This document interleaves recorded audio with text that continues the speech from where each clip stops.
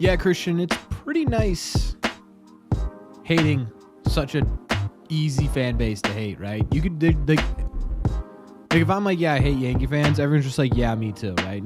No one's ever like, man. What up, Evan? Mr. Money Mike. Madness is in the building. Prodigy, how you doing? Mr. Bob Dylan is here. Brian is here. Alex, Reboot, Jack, Speed Racer, Mr. Fenway Fanatic, how we doing? Watch 2 minutes of the World Series. I hate both teams. You should watch the World Series. It's been pretty good. What's up, Cody?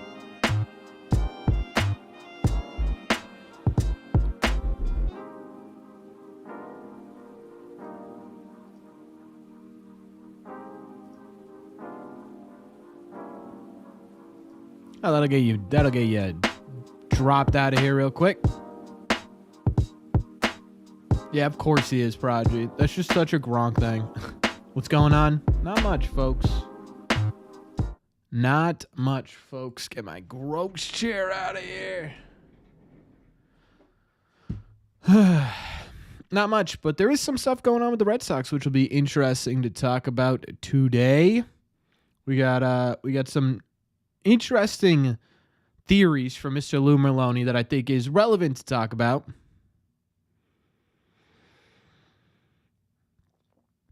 Nice, Cody. Yeah, I saw that, E.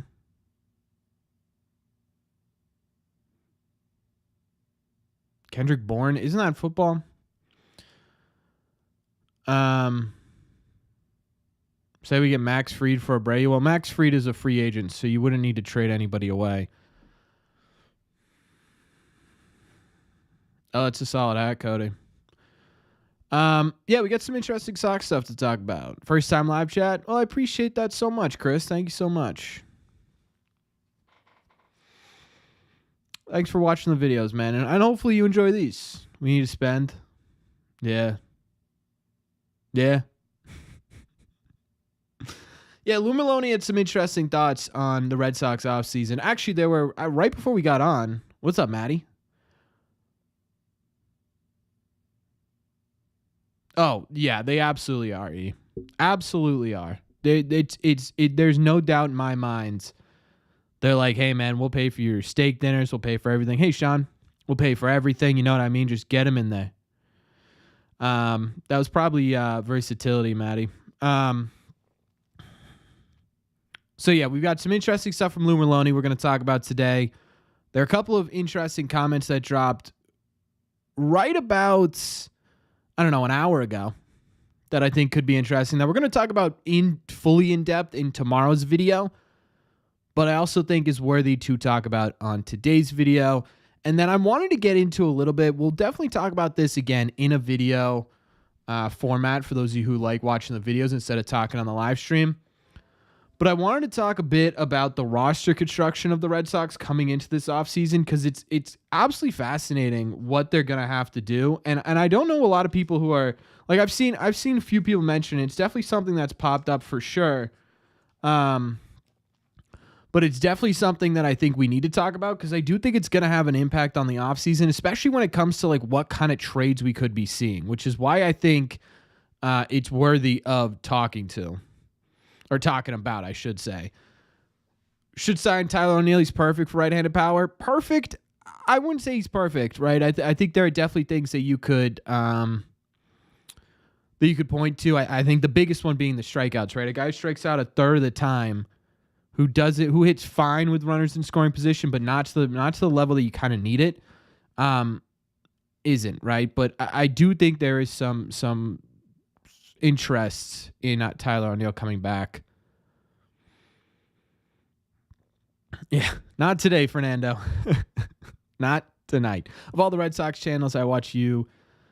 Best insight. I really appreciate that, Fenway Fanatic. Thank you so much, man. I try my hardest to be as informative as humanly possible. Like I always like in these off-season videos particularly, I think it's important that everyone come to their own conclusions. So what I've been trying to do with these videos is sort of give objective pros, objective cons. And then at the end, I'll give my opinion for those of you who want it. But if you don't, you know what I mean? Like you just click out of it. Max Fried would be a great signing for the Red Sox. Yeah, he'd be the best. Sorry, I'm just writing down some stuff. for tomorrow.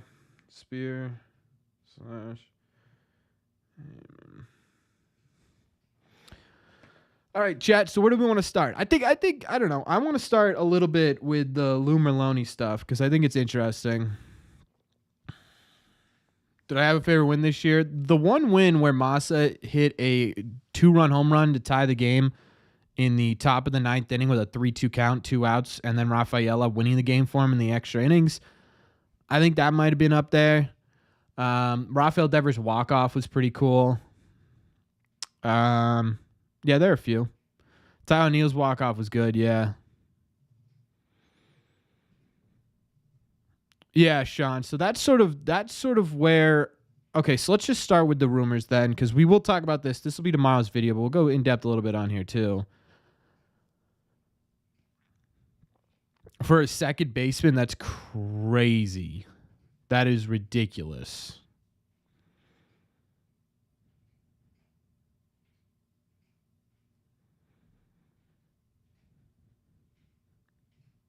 Any Yankees win is the best? Oof. Oh. Any win against the Yankees is the best. I see.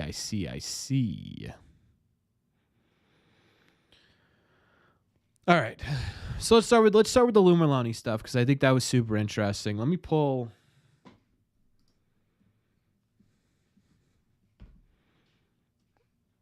If the Yankees come back from 3-0 in the World Series, I don't know if I will ever watch baseball again. I swear to God, I will end this channel if they do that. Where did I see that? Let me see if I can get.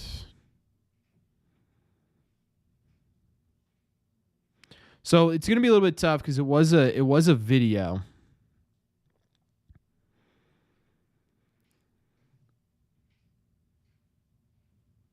Hopefully the World Series ends. A pinstripe radio, yeah. I'll rank vegetables. That'll be the channel. I'll just eat a vegetable for 5 minutes and give you a score. That'll be it. If the Yankees come back from 3-0. So what Lou Merlone said, which was interesting, and I do think it's worth talking about, is the idea of instead of trading for a starter, which he does think is still on the table a bit. He thinks the Red Sox are going to spend on a starter, and then they're going to trade for a closer / high leverage reliever.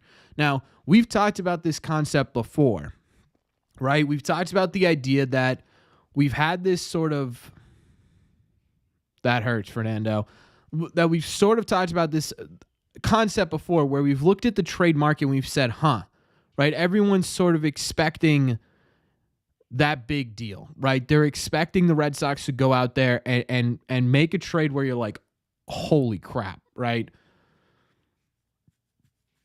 Where you sit there and you're like, the Red Sox finally did something crazy, like trading away a Roman Anthony or a Jarren Duran or a Will Urianmeyer, right? Something just this massive package for this massive starter. But at the same time, Lou brings up a good point, right? If you spend money on that starter, well, hey, you can keep those guys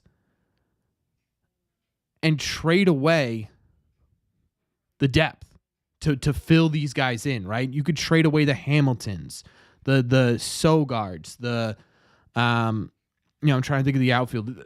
Abreu's in a different category, but he's in sort of that similar category where he's not that huge top name, right? You could trade away the Mydroffs, the Blazes, and still get what you need to do this offseason. I think that's incredibly fascinating because we've been sitting here, a lot of the offseason, right? We getting a watch along? I think we're going to watch the first couple of innings together, yeah. So you get this sort of idea in your head that the Red Sox need to make this crazy trade, right? Did I say York? $2 super chat for Mr. Money Mike Madness. They better not trade Hamilton. First of all, Mike, thank you so much for your donation. Second of all, boy, do I hope for your sake they held on to him.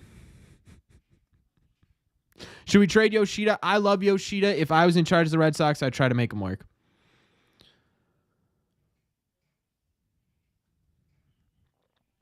Um. So, anyways, the conversation that Lou Merloni had, right, where he said, "Hey, let's just, you know what? If you just spend on a starter, you can just sort of trade from the depth of everyone else, right?"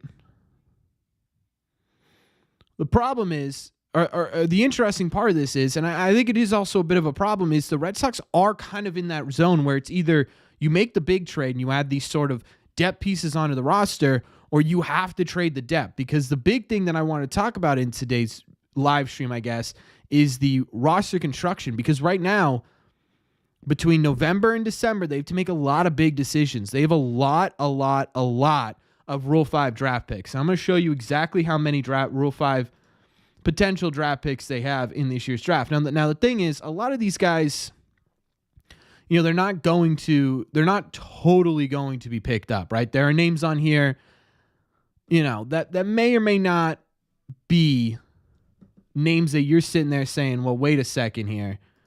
Why do the Red Sox need to protect him? But there are names on here that are going to make things really interesting, right? You go down the list here, and immediately there are a couple names that jump out. Hunter Dobbins was one of the best pitchers in the Red Sox system this year. You've got big names like Blaze Jordan. What do you do with him? We talked about Yost Nixon Garcia, right? Talked about him a little bit and how high his ceiling is. Yordany Monegro is a fantastic arm in the Red Sox system. Noah Song at some point was really good. Christopher Troy has been solid this year. Brian Van Bell has been solid this year, right? You're talking about there's 60 names on this list? And the Red Sox have to decide which one of these guys are they going to protect and which one of these guys they're going to allow to be drafted. And they're going to have to figure out which one of these players are worth anything on the trade market so we could figure this out. Right? Look at this list. This is sort of what Lou Merloni was hinting at a little bit. You take a look at this list and you say, well, wait a second. Couldn't the Red Sox hold on to their sort of top tier talent if they just spent money and trade away some of these guys and add in? Right? Just sort of add in these kind of Rule 5 guys who have some value that you don't think are going to make it on a big league roster in Boston. I look at, as much as I like Hunter Dobbins, obviously first prospect we ever talked with on this channel, really incredibly nice guy, super psyched about the future of the Red Sox. Is he somebody that you think is going to be, in that conversation of big impact players with the Red Sox, enough where you take a roster spot from someone else? Is Blaze Jordan, again, everyone seems to love Blaze Jordan, right? Fernando's saying Blaze can't go. He's a great person. He's a solid player, but he's a first baseman and a third baseman. They have so many options the big league level for first base and third base. Well, not even so many. They just have two great options, right, at the big league level for first base and third base. Is this someone that you can sit in the back end of a trade with a David Hamilton, with a Chase Meidroth, and get an interesting bullpen arm? Right? Can you do that with some of these players on this list? Sorry to hear that, QB. I hope you feel better, man. Right? Yordany? Is Yordany a name that needs to be added right now? Which of these Rule 5s do you think would stick on another team for a full MLB season? I think Hunter Dobbins has the opportunity to do that. I don't think Blaze Jordan has the opportunity. Christopher Troy, I think, has the opportunity to do that. Brian Van Bell, I think, has the opportunity to do that. I think a lot of the pitchers, right, have the opportunity. Michael Fulmer, remember him? They got picked up. I think there are names on here that I absolutely think have the opportunity to stick on a big league roster. The problem with these Rule 5s is most of the time it's going to be pitching, right? Because it's easier to hide a guy in a bullpen and let him develop than it is to have, Blaze Jordan as your everyday third baseman, having never played past Double A in his career, right? That's just simply how these go. But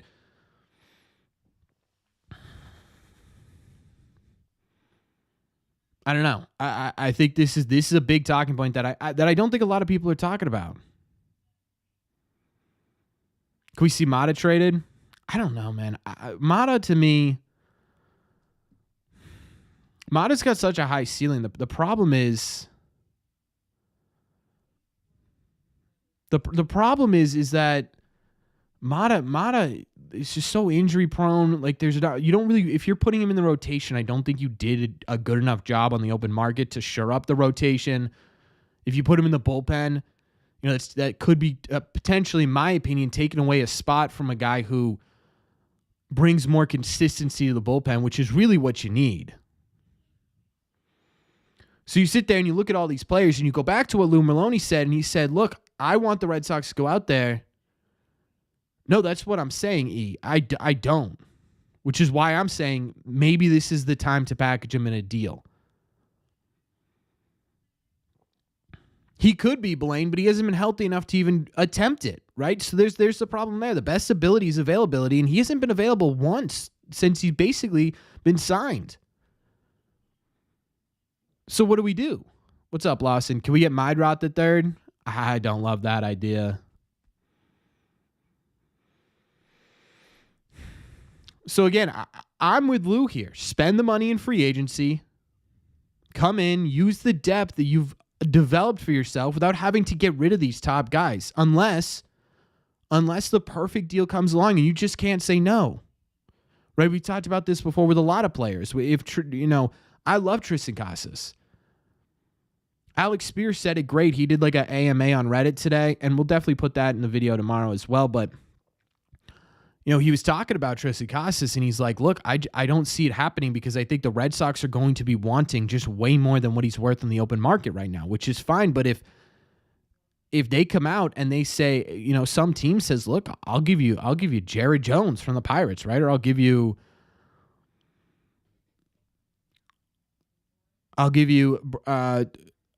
Bryce Miller or whoever, but I don't know.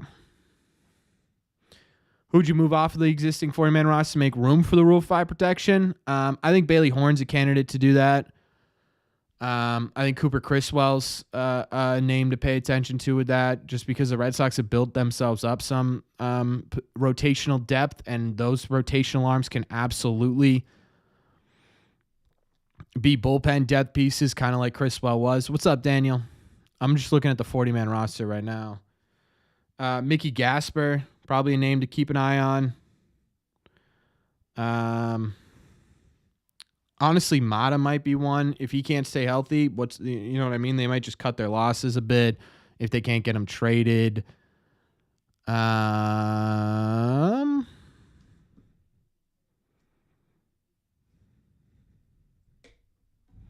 that's who I would go for.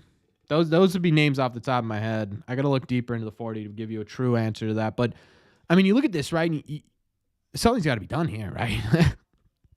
Like, this is a problem. This is just too many. There's too many available players.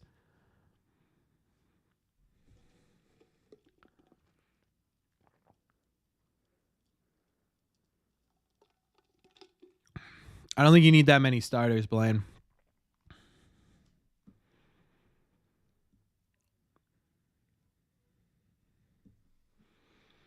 So I that's why I want to bring up the Lou Merlone stuff, because it's fascinating to me, that idea that we've sort of stuck in our head that the only way the Red Sox are going to get better this offseason is if we see a trade like Blaine is putting in the comment section right now, right? Like, that's the only way the Red Sox are going to improve this team. But I don't entirely know if that's totally the case, right? Maybe it's not a Flaherty, but maybe it's maybe it's not a Fried, but maybe it is a Flaherty. Right, and I think that does increase the ability of this rotation. It brings you from a top 10 to, hey, maybe that's a top 6, 7. Maybe that's a top 5 rotation in baseball. I think that's competitive enough. I think Houck's done enough this year to prove that, hey, I can be maybe not a true ace, but I could be a solid number 1. I mean, he was an all-star, right? So I think I don't know. I wanted to bring up that point because I think a lot of people who are under the understanding the Red Sox will never spend money may be overestimating who the Red Sox are willing to trade away. They really had two starters who looked like true rotational pitchers. No, not really, right? Yes, how can Bayo look like true rotational starters? But even Bayo had his bumps, right? Cutter was a true rotational starter. He just gave up a lot of home runs. He brings those home runs down. He's an easy number 3 on a solid team. I think that's absolutely a true statement. Pivetta, for what it was worth, was a solid rotational arm. Like, he's going to be a rotational arm.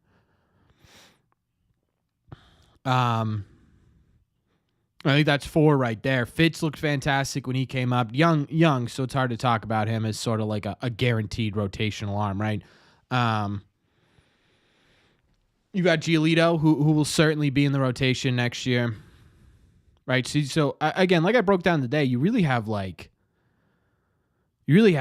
6, 7 options for your rotation going into 2025 already on this team. It's not really so much about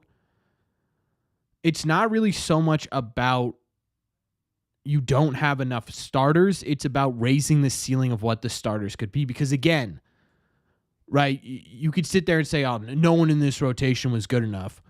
But at the same time, you sit there and you look at all of the statistics as a rotation as a whole, and it is a top 10 rotation in baseball.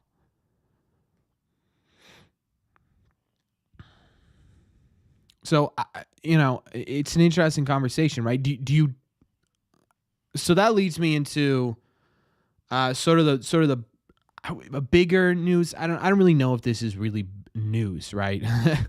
Because at this point, all it is speculation. Unfortunately, it is just going to be speculation until something happens. But you had Alex Spear this afternoon on the Reddit AMA saying he thinks that the Red Sox will hand out at least one $100+ million contract. Now, does that mean it's $100 million?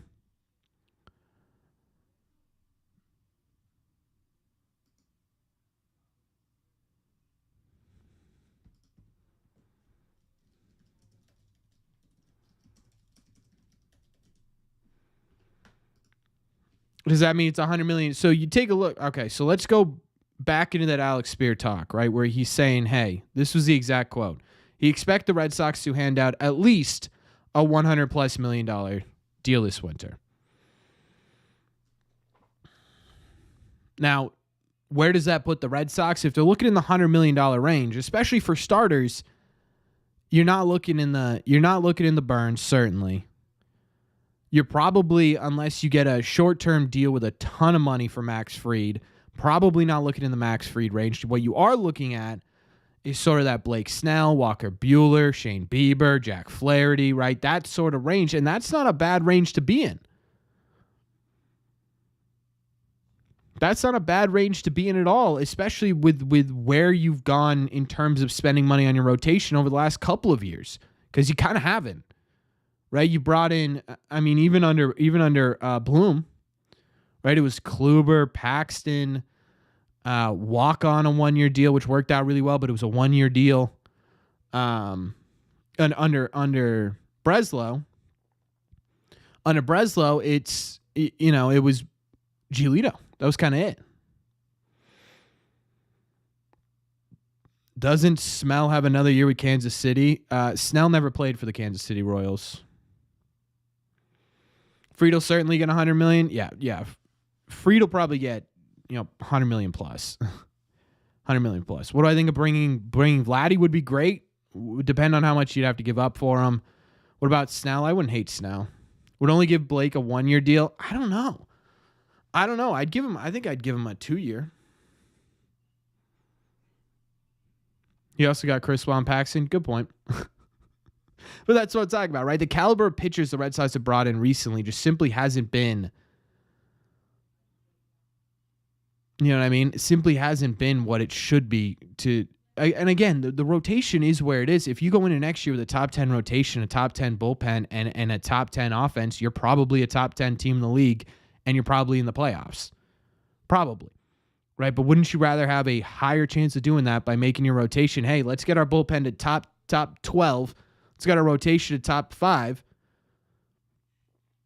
and let's get our offense, more consistent. All of a sudden, you're a legit contender. Keep Pivetta, get Buehler. I do not think about Pivetta. I don't want Pivetta back. Again, you talk about that would essentially mean you're coming in next year with the same exact rotation, right? And again, it wasn't a bad rotation, but wouldn't it be a smart idea if you have the opportunity to spend a little bit of money, make that rotation here to here, and then also bring the bullpen up to here? Would that make sense? How about the closer? Maybe try and Whitlock there. I don't hate the idea of Whitlock as a closer. I think coming out of it, he's going to be mostly a high leverage middle inning reliever just because he hasn't really pitched in a while. Slayton's a good idea. Guerrero's an interesting option, but I think it's Hendricks until Hendricks doesn't show that he can do it. I also think the Red Sox should go out and get a left-handed reliever that legitimately helps the back end of this bullpen to the point where it's a consistency. AJ Minter, yeah, I love AJ. I would sign AJ Minter immediately, even with the surgery issues. I think did he get surgery or was it just an injury? I think he got surgery.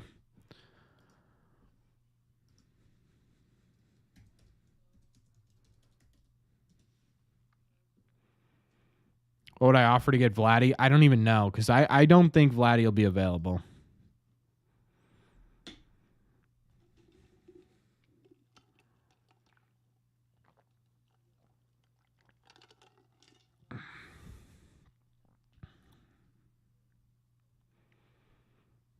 Or discuss Grissom. What is there to discuss? The only way I would even remotely be interested in Vladimir Guerrero Jr., because that would mean you'd have to trade Tristan Casas, is if you're able to lock up Vladimir Guerrero Jr. for at least 6 years. At least. Would Alan Castro fetch a Logan Webb? No, you need more than that. Especially for starting pitching. Yeah, you definitely need more than that. Even coming off a down year, you would absolutely need more than that. What I see happening to Grissom, I think him and Campbell are gonna fight it out for a second base spot, and whoever loses becomes depth until either Christian Campbell takes over or Grissom settles in. I don't think they have any reason to, because I think Grissom still has. I think Grissom still has options. Let me double check that. Happy Wednesday, Daniel. Yeah, so he still has an option left. I think you could sit there with Grissom and say, okay, it'll be more than that, Nash. I bet Soto gets close to $600 million. It would be so awesome to see the Red Sox just in that. Right? They're probably not going to win it, but it would be so awesome to see the Red Sox be like, look, we'll give you 12 years, $400 million. They'll still be $600 million off. But when was the last time we saw the Red Sox really put their nuts on the table for a free agent? Massa, right? Massa was kind of the last one.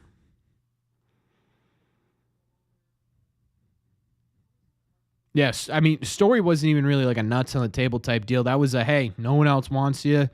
You're running out of time here. This is what we'll give you type deal.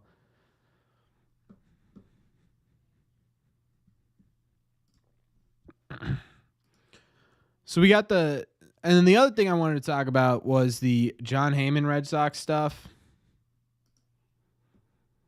Pablo Sandoval and Hanley Ramirez. Yikes.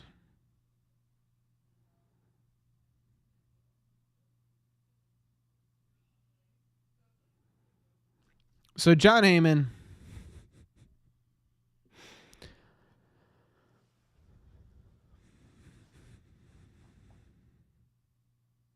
So John Heyman says on his Bleacher Report walk-off stream that he thinks the Sox will be big players this offseason and act.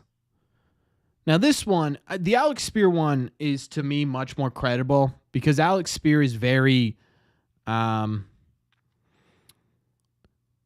he's very in tune with what the Red Sox are trying to do, right? He's very honest about where the Red Sox are trending. He understands sort of the inner workings of the team. Whereas John Heyman said the exact same thing last year, right? And the Red Sox were certainly not big players last year, right? They straight up, they just didn't go the extra mile the way we thought they were going to coming into the offseason. And yes, I understand the full throttle stuff is what always comes up when I say that, but I don't know. So now you're getting Heyman saying this. Passan said something similar, that he thinks the Red Sox are finally about to dip their toes back in the water of going that extra mile to get to the point of contention. And then you've got Alex Spear coming in, and he's saying at a certain point, teams have to care less about efficiency than impact of the goal is to build a champion. And I think the Sox seem increasingly open to accepting that notion this offseason. Right? So you look at all this and you say, are the stars aligning, or is this another round of just BS? Is this another round of the Red Sox sitting on their thumbs and pushing this stuff out to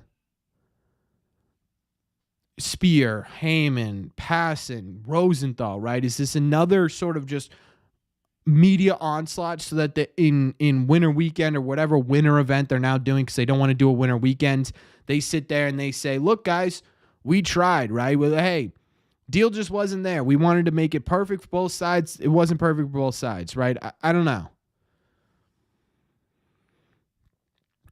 Story will 1,000% be 100% ready to go for opening day, unless he obviously gets injured.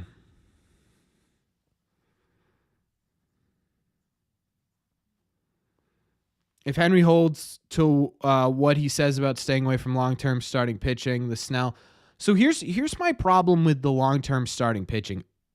The Red Sox have been burned. I mean, I don't even consider the David Price a true burn. Yes, he didn't live up to the full contract, but you just simply won a World Series, right? You won a World Series because in large part to what David Price did in the postseason. So you spent the money, you win a championship. Chris Sale, you give him the extension after 2018, it just simply doesn't work out. But at the same time, too, you made the big move. It got you a championship. I don't think anyone really regrets the Red Sox going out and getting Chris Sale. Now, the conversation about an extension is a different conversation, but you sit there and again, you go back to the Alex Spear quote here. At a certain point, teams have to care less about efficiency than impact if the goal is to build a championship. And he's right?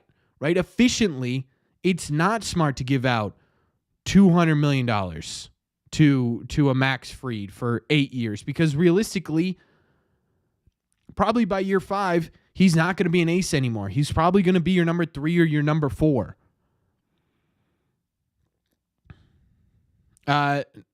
No, David Price was not an extension. David Price was a deal on the market. It was the largest pitching deal in history at the time.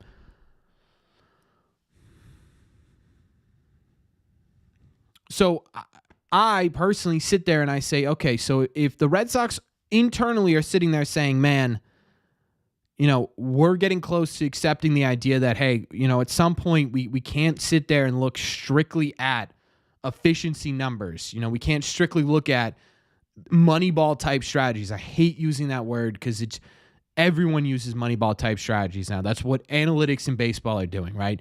So, and they move sort of towards the, okay, you know what? We're gonna do the Yamamoto type deal, or we're gonna get the big teams. We're gonna get them because that's what's going to take us to the next level. And the other thing too is a great point by Jose here. They don't really have to be 6-7 levels better than who they are to legitimately compete in the AL for a spot in the World Series. Right? The Yankees walked into a World Series. The competition just wasn't there this year. The Royals were never going to take down the Yankees. The Guardians were never going to take down the Yankees. It's just, if the Red Sox can get up to or above those guys, they have a legitimate chance to take down the Yankees. I firmly believe that. Especially if Soto goes to, you know what I mean? Especially if Soto goes to the Mets.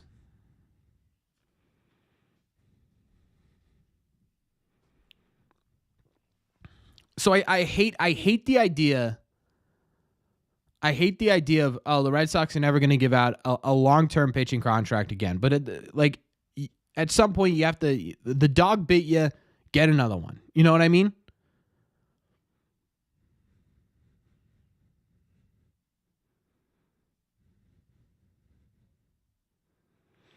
I haven't seen much talk about Luis Robert Jr. I think he'd definitely be a trade target for Boston this winter. Do I have an Instagram? Yeah, it's just Red Sea Radio.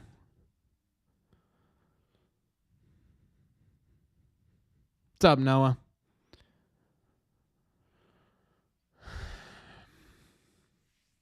I don't love Luis Robert Jr. in terms of a trade. I mean, getting him here would be fantastic, but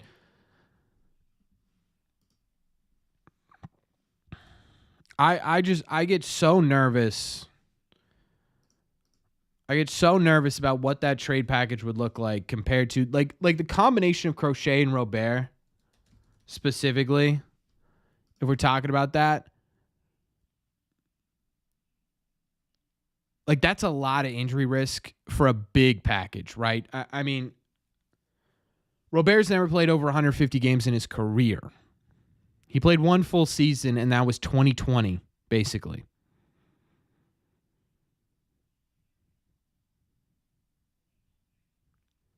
No. Robert could absolutely play outfield fairly well, and even this season, he simply wasn't the player that he needed him to be. Last year, he certainly was, right? 38 bombs, 857 OPS, 130 OPS plus.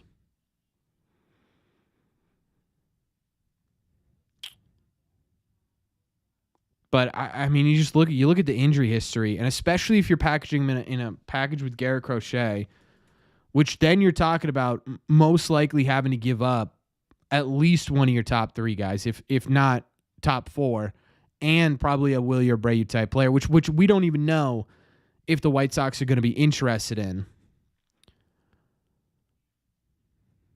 You sit there and you say, well, you know, what's the risk there? There's a ton of risk there. Is that something you'd be willing to take? You know, Crochet broke down. I mean, they had to limit his pitches this year. He played 12 innings last year. He didn't start any games. He didn't play in 22. He wasn't a starter in 21. I don't like the idea of doing both of it. Thoughts on Kikuchi? Don't love Kikuchi. I think you get higher caliber players. Would I rather have Fried or Buehler? It's not even remotely close. It's Fried. Crochet is definitely not a target. I do think Crochet will be a conversation. They were very interested in Crochet at the deadline this year. The price got too high, as it did with every single team that tried to talk to him about it. I do think Crochet is a conversation this offseason with the Red Sox, and I don't know where it goes, but they liked him. They liked him before. They probably like him now. A lot of Alex Bregman to the Red Sox rumors. Yeah, just the idea of Rafi over at first base, I don't love it. I don't love it.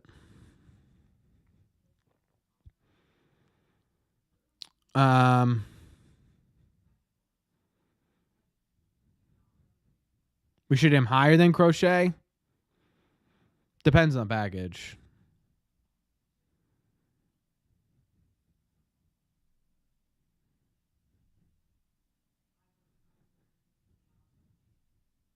What about Flaherty?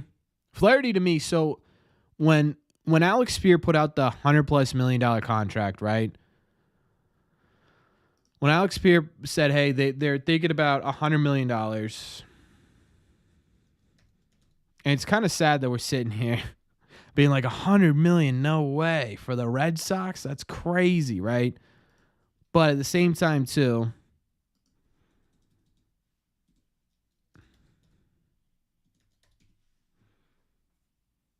Nick Lodolo trade package, it'd probably be, honestly, you could probably get it done with Willier and then someone else.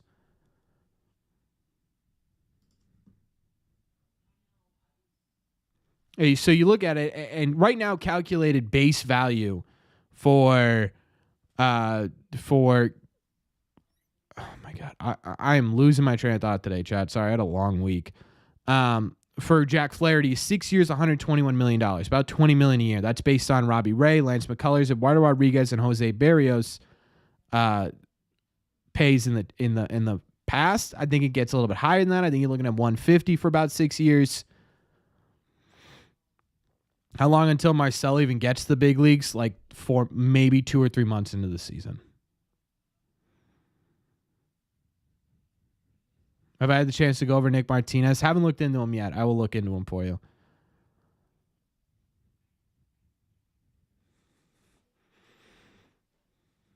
Flaherty and Fried would put us into construction. Flaherty and Fried would put us into contention. Yeah.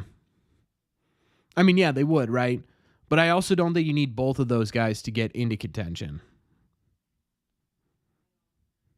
Do we re-sign Romy? Don't need to. He's under contract until 2027. What are is there a chance that the big three are in the majors opening day? No, probably not.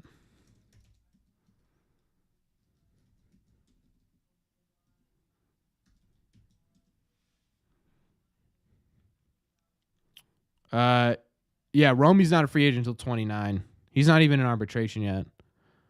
Yohan Cespedes projections. I mean, it's as an everyday shortstop with all-star potential for sure.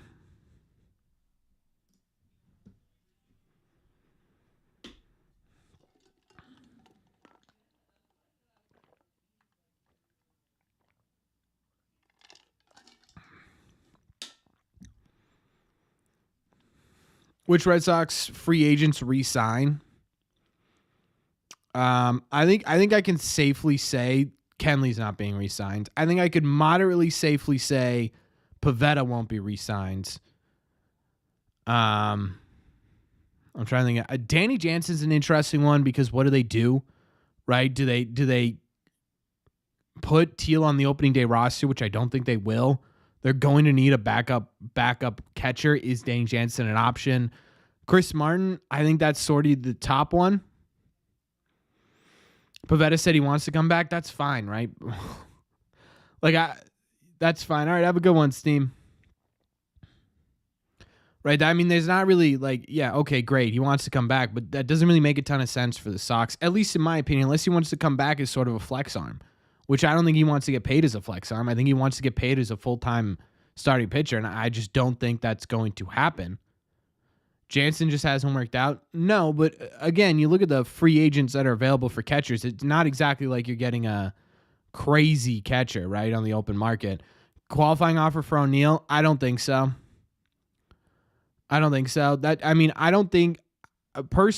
O'Neill's value gets up to $20 million on the open market. I think he's going to want a multi-year deal, so I don't think he's going to take the qualifying offer, but I also think it's going to make the Red Sox sort of forcibly bring him back. I don't see a lot of teams giving up a qualifying pick just to sign O'Neill for 2 or 3 years.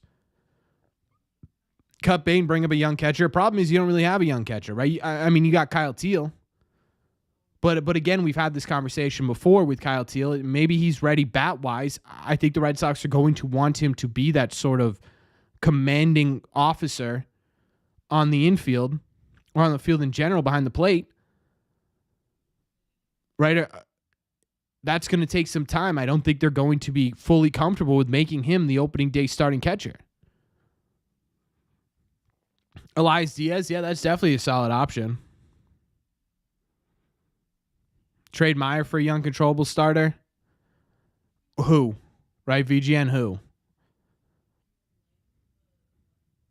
Just sign a stopgap. The only problem with that, Joe, is we kind of outlined it in the video we made about Connor Wong.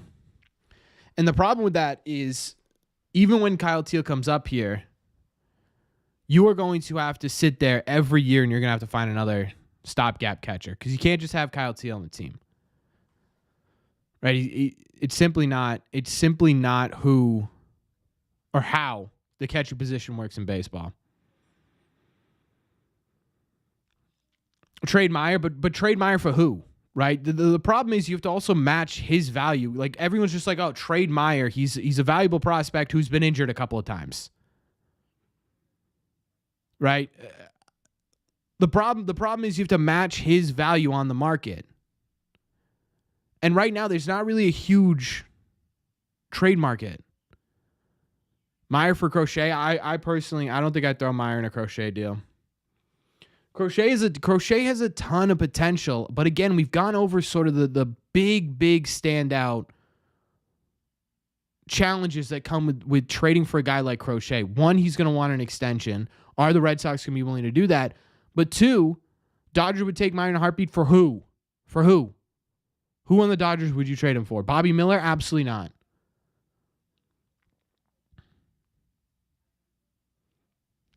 Like, you sit there with Crochet and it's like, okay, you're going to trade a number 10 prospect in baseball, which honestly is probably what it would take to get him onto the Red Sox. The issue with it is the injury history, right? We just went over it. He's done one kind of half season, right? Like, it was a season. It was 146 innings. It was 32 starts. He was limited. But then before that, he hasn't been a full-time starter. This is his first year as a full-time starter. And he's had so many injuries, even with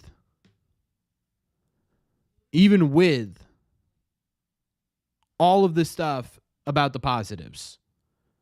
He hasn't even been a starter with these injuries. We're talking about big injuries from a bullpen arm.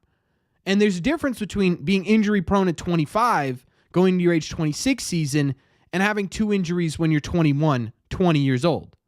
Right? Those are big differences. It's hard to label a kid at 19, 20 as injury prone. It's a lot harder than it is for a guy who's 25 going to be 26. It is a big difference. It is. I know it only sounds like a couple of years. I know they're still in their 20s, but that's a big difference.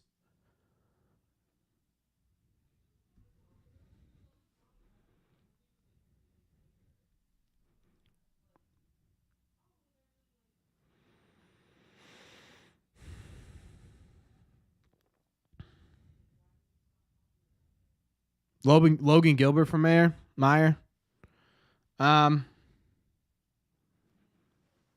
Yeah, that'd be an interesting conversation. The big thing with the Mariners pitchers is they all play in such a pitcher-friendly ballpark that if you look at the home and away splits, all of them are kind of terrifying, right? Even George Kirby to some degree is pretty terrifying. Like the home and away splits. Like home this year in 16 games, Gilbert had a 2.49 ERA.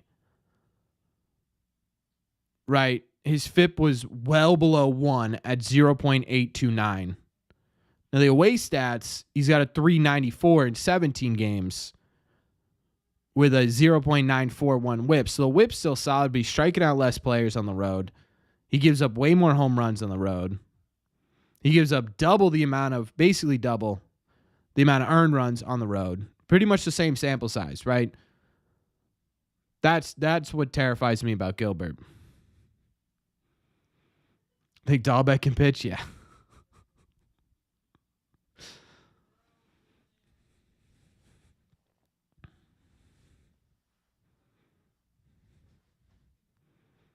Mason Miller. So that's why I put Mason Miller on the thumbnail, because I think when you're talking about high, big impact bullpen additions, Mason Miller's sort of the one that comes to mind, right? He's sort of the guy that's like, man, this is who you want in the back end of the bullpen. Got those absolute heat.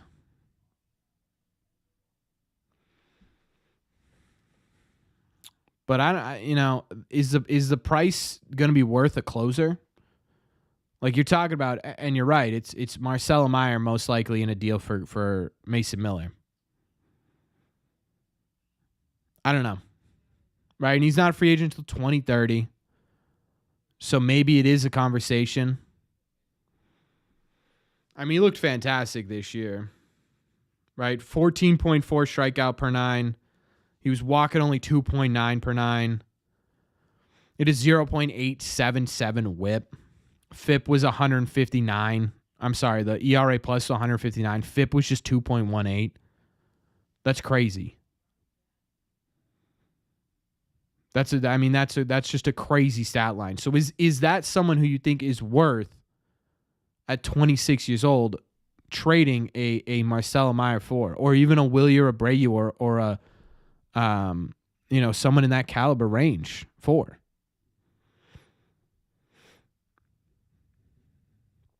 Imagine we sign Soto. That'd be nice. Isn't Ben Joyce 22? No, Ben Joyce is 25. This will be his age. Or I'm sorry, I'm talking about Mason Miller. Ben Joyce is young, yes. Ben Joyce is 24. This will be his age 24 season. Another guy, you talk about fat upsides, right?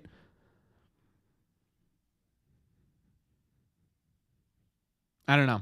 The only thing I get worried about with relievers in terms of big trades like this, in terms of these massive trades, yeah, Ben Joyce throws absolute heat. My only fear with these guys is they're so volatile, right? It's so rare to find a consistently good reliever, and that's why they're always automatically the best. Like Kenley was automatically the best in the game because he just simply was consistent year in year out. And obviously he was consistent with the Red Sox, certainly not to the degree he was with the Dodgers. But I get nervous when you're starting to throw names around like Marcelo and Christian Campbell and Wilyer, or even a guy like these sort of names. But you sit there and you say, okay, you put them in a trade package. The history of relievers is tough. I mean, Jonathan Papelbon was one of the better closers in Red Sox history. But then he went to Philly and he had some good years, and then it all just fell apart, and that was it, right? In Washington, that was just sort of it. I don't know.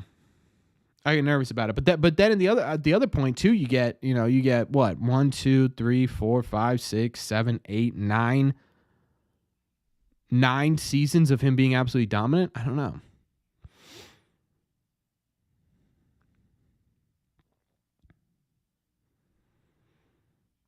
Do you think us signing Soto is possible? No. Got to understand Henry isn't paying for Scott. Look, I've said this before. I'll say it 1,000 times. I have my doubts about whether or not the Red Sox are going to pay for him. I simply cannot talk here in this time period of the free agency where we just have no idea what the Red Sox are willing to do. We can base it off of past expenditures, sure, but we have no idea where the Red Sox are going this offseason. So you sit there, and if I were to rule out every free agent that is going to be making premium money on the free market, we'd have nothing to talk about. So until Henry doesn't spend, I'm going to assume that there's a potential of spending. It's just how it works.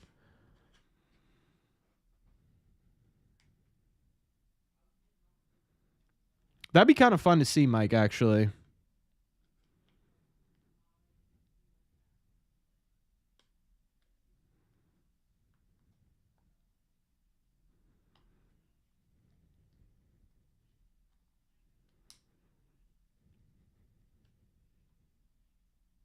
Have to be realistic? Yeah, you do have to be realistic, but there's nothing to be realistic about right now. We have nothing to base our realism off. Like I said, you take past expenditures into account. Sure, yes, you have to do that. What's up, Jeff? You have to do that, right? You simply have to do that. But you also have to assume that at some point things are going to start to move and change. Right? You just simply have to. That is how you create and have these conversations. If every conversation we have this offseason is centered around the Red Sox just not doing anything, then there's no conversation to be had.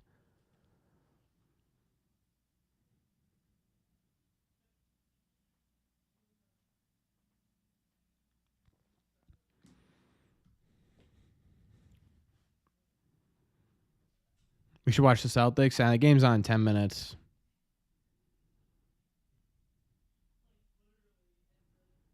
Flaherty or Fried feels almost guaranteed. See, that to me, see, there's the difference, right? That's sort of where you sit there and say, maybe trade a top 5 prospect for a decent pitcher. I mean, look, like the problem is you guys sit here, right? The problem is we sit here and we refuse to be happy, and you're like, no, the Red Sox are going to get this, this, and this, and then you complain when the Red Sox get those guys. Right? If that is your thought process and that is what you want them to do, we can't really be upset when they go and do it. Like we absolutely should hold this ownership to a higher standard. And that's what I'm doing. Right? We can't sit here and just assume they're doing nothing, because that's not how the Red Sox should be run. Yes, I understood it's how the Red Sox have been run over the last couple of years, but it's not how they should be run. Right? So I'm going to continue to put these names out there that the Red Sox should go get, that are going to cost a lot of money.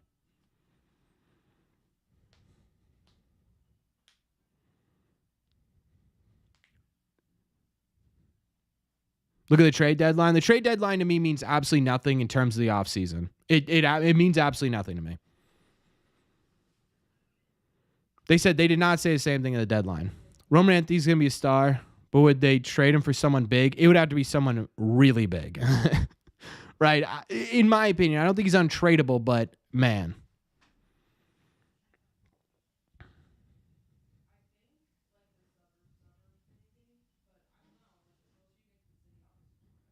Yeah, maybe, Kevin. I don't know.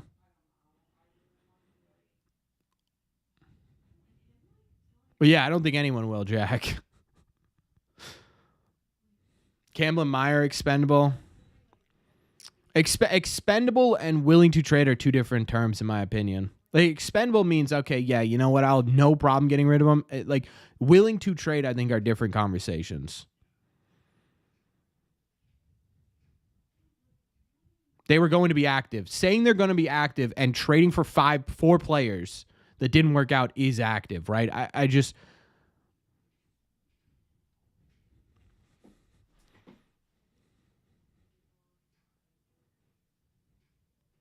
Yeah, so it's... I can't remember when trading... I think trading technically opens up the... I know free agents can't sign until 5 days after the World Series.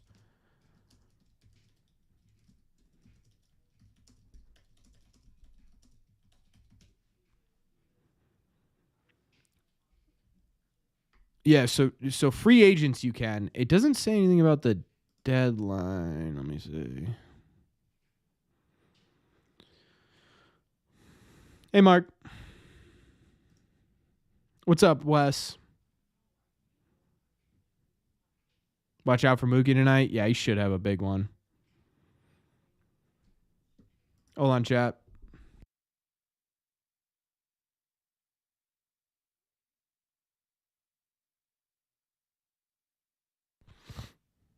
Sorry about that. No, there's still winter meetings. What is it? December 9th through 11th, I think.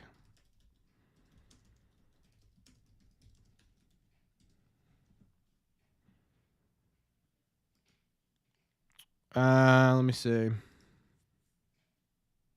December 9th through the 12th. I was pretty close. Thank you, Fenway. Why does the thumbnail have those guys on it? Well, we were talking about the conversation Lou Merlone had on the Fenway Rundown about the possibility of trading for, instead of trading for a high leverage starter, trading for a high leverage reliever, where they spend on a legit impact starter and then trade for a high leverage reliever. And what would that look like? How would that benefit the Red Sox? What would that do in terms of sort of the way they approach the offseason? And then we were talking about the other guys are on there because we were talking about how many players in the Rule 5 draft and what you do with them. Is Freeman a lock for the World Series MVP? If they win, he should get it, yes.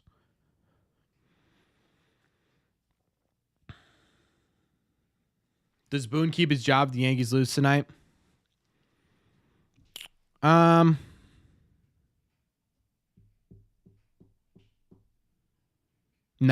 I don't think. I think Boone's got a pretty set spot in Yankee front office. I don't know where I was going with that, but I think he's fine. LA or Yankees? I mean, if you choose the Yankees on this live stream, I don't know what we're doing. You like Bueller a lot for this team? Yeah. $50 super chat from Mr. Mad. Thank you so much, Matt. Can we get some likes on that, please? And thank you Just an incredible, incredible donation. He said, glad for these Hot Stove Live. One thing's for sure, Sox have a guy who can give them 70 to 75 innings of light out relief, 3 or 4 outs at a time, 50, 60 appearances. Beyond that, put him in a bubble wrap and thank New York for letting him go via the Rule 5. I agree. Totally agree, Mad. I 100% agree. I think at this point, like I said in the video today, right, I still think Whitlock's ceiling is as a solid starter. But you just simply, at this point, you got to face reality that he's not healthy enough to ever be a true starter in Major League Baseball. And you know what? That's okay, because what do you get? You get exactly what you're talking about, right? 70, 75 innings of lights out relief. I would even go as far to say 5 or 6 outs at a time, right? Whitlock can absolutely give you that. He's fantastic. And that's not a knock on him. To be in the bullpen is not a knock, right? Whitlock could be one of the better Red Sox relievers we've had in a very long time. Trades gone by, Kopech. I mean, Kopech got you Sale and a World Series. I'll take it.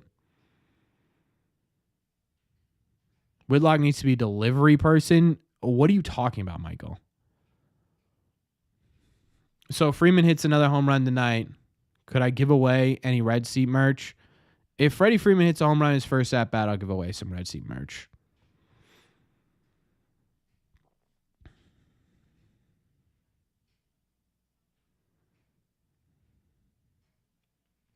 I'm not sure what the delivery role in a bullpen is, to be honest with you, Michael. What if we got Soto? My head would turn around like The Exorcist. All the way around. It would. It would just flat out twist itself. How long am I staying live tonight? Probably about. This is supposed to be a power hour.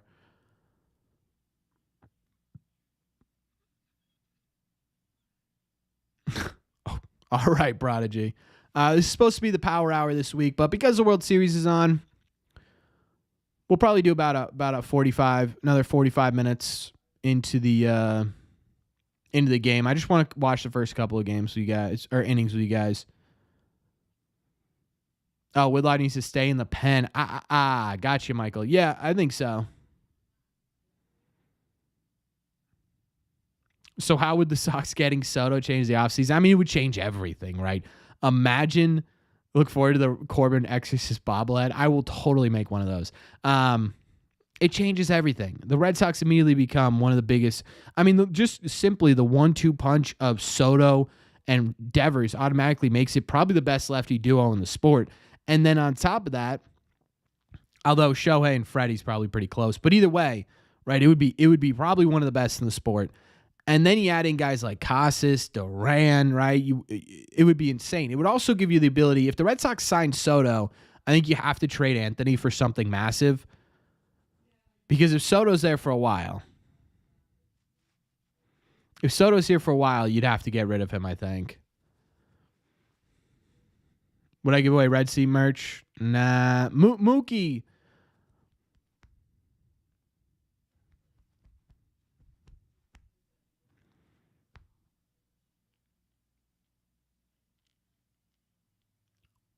All right, maybe we'll do if Mookie hits a home run in the first inning, too. Soto'll never happen. Yeah, but we can have a conversation. This is what frustrates me. Right?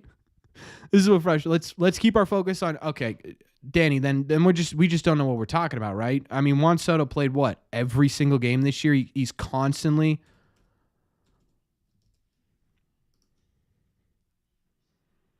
Juan Soto played 157 games this year. Last year he played every single game. The year before that he played 153. The year before that he played 151.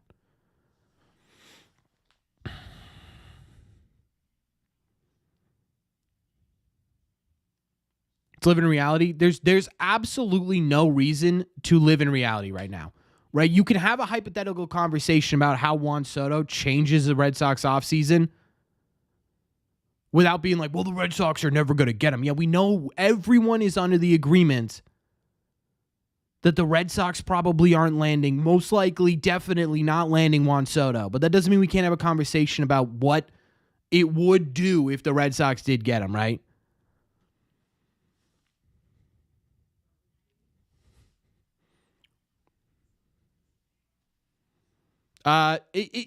Speed, it definitely could be with Pivetta.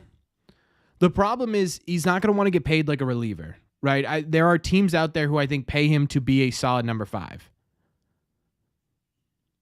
I think there are teams out there that'll pay him to be a solid number 5. I don't think the Red Sox should be one of those teams. Again, if he wants to be a flex pitcher, sure.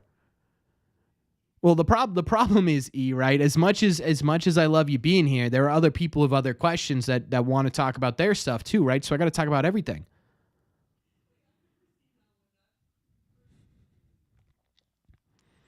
So we're talking about Pivetta. I don't see him. I don't see him being the guy that the Red Sox turn to sign for a relief option, just simply because I do think there's going to be a team out there that gives him the option to be an everyday starter, which I don't think the Red Sox are going to do. There's nothing in recent history to support a huge contract for any player. Truth. What do you mean? Pivetta has the Angels written all over him? Yeah, true. It's silly. Well, that's your opinion, E, and that's fine. But we can kind of have silly conversations right now, can't we? Nothing's going on.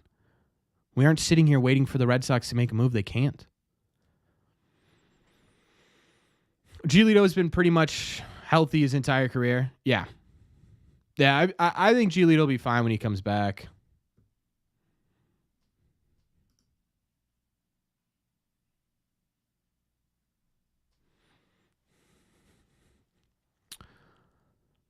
Is there any chance Pivetta does a Chris Sale and flourishes after leaving Boston?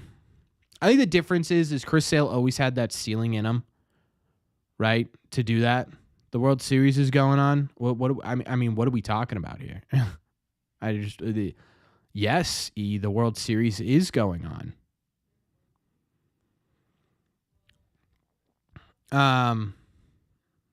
But the difference is Pavetta's never really had the ceiling that Chris Sale has had. I mean, that I don't know.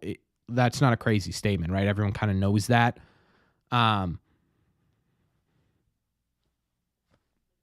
Maybe he's a little bit better, but no, it definitely won't be flourishing like Chris Sale on the Braves this year. Not a chance. The uncertainty of what the Red Sox may or may not do this offseason, maybe they're playing all along. Yeah. Maybe they just want Red Sox fans. Maybe they just want Red Sox fans to talk themselves into just absolute pandemonium. So whatever they do at some point is just everyone's like, thank God we have something legitimately to talk about, regardless of who it is. Right? Like they're just like, thank you. Maybe that is their plan. It kind of makes sense.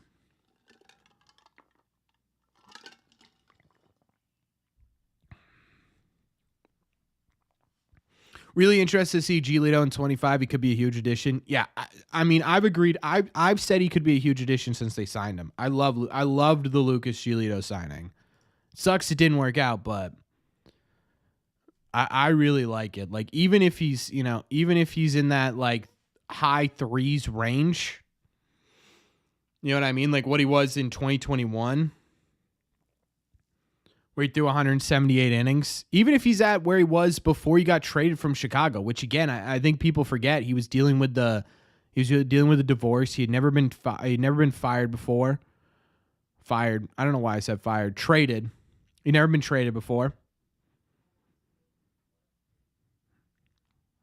And he fell apart in the back half of the season. But you look at that top half, man. 379 with Chicago in 121 innings, 21 starts. 4.43 FIP, 1.17 ERA plus.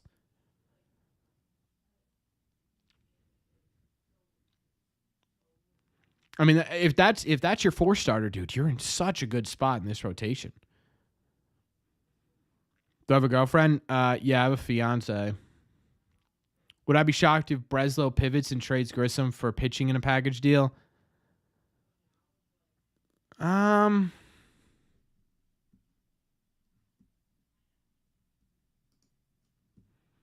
Yeah, but the movement in his spring training starts, AT, was back to what it was before. So I don't know. Value's not there for what? Value's not there for what?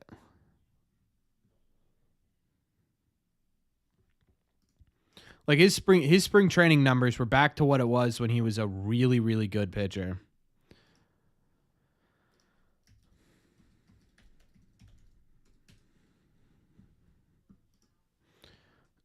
So I have not high hopes for Giolito isn't so much that I want him to be a number 2 or a number 3. I want him to be a very good number 4. I hope Cole gets rocked tonight. That'd be incredible. Plus, is it year 2 of the Bailey program? True. I think we're going to see a lot of players really settle in. Oh, I see what you mean. Yeah, I agree. I also, another thing too is you have so much time with Grissom, right? He doesn't have to be an all-star this year for him to be good at some point with the Red Sox. You have so much time.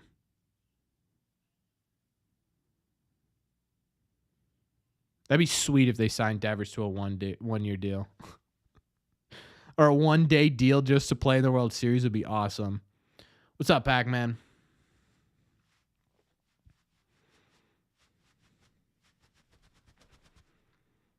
Free Giolito, Bayo, Houck, and a lefty. Yeah. I mean, I threw Andrew Abbott out there in today's video, and I really like that idea. Hey, thanks a lot, Michael. Grissom in September was encouraging. Yeah, Grissom in September is what I think you're sort of looking at. Is that ceiling? Yeah, it's probably pretty close to ceiling, right? That's got to be close.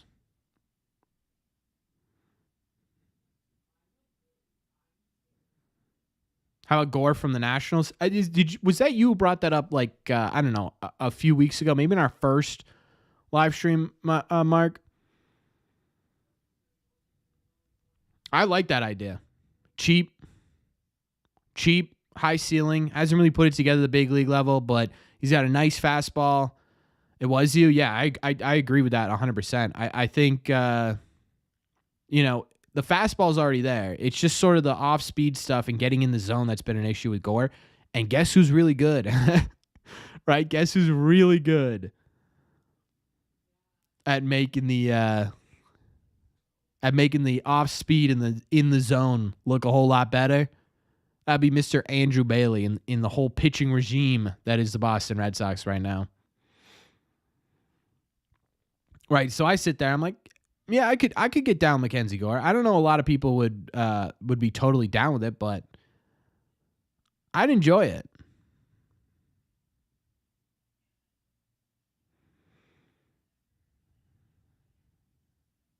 Dodgers have a tough game today.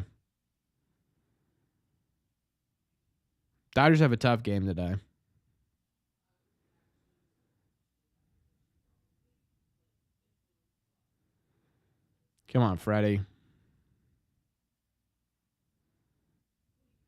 As much as I hate Garrett Cole with every fiber of my, he might be my least favorite Yankees in a long time. I hate that guy. Genuinely, I cannot stand Garrett Cole. I can't stand him. Yeah, plus Gore's young, right? Was he 25?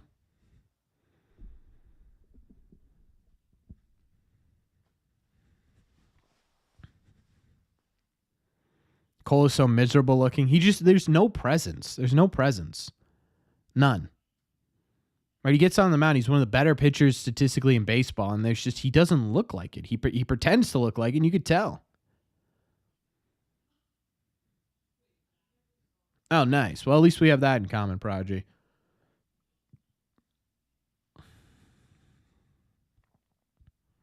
But I don't know. I've always hated Garrett Cole. Yeah, he does.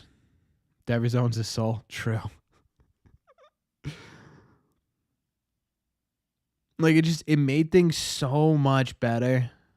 Like, life was the best for Red Sox fans when they were out of contention and Cole is walking Devers on 4 pitches with Devers having no shoulder, right? Like, that was when life was the best.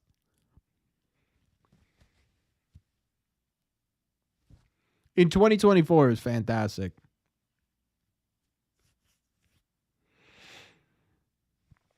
Excluding Story, who would I trade? Well, the thing is, you don't technically have to make this decision this offseason. Right. Meyer probably isn't going to be ready for opening day. He hasn't played AAA yet. Campbell only got a few weeks at AAA, so there's a conversation we had about whether or not he's going to be on when opening day kicks around. But again, we talked about it, right?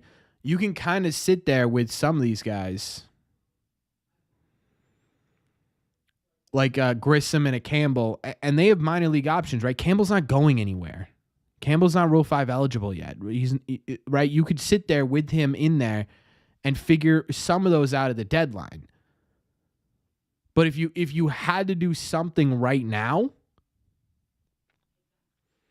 I guess it depends, right? Our team's looking for a left-handed bat. It really comes down to our team's looking for a left-handed or right-handed bat. If you're looking for a left-handed, then it's Meyer. If they're looking for a right-handed, then I think it's Campbell, just based on true value they have on the open market.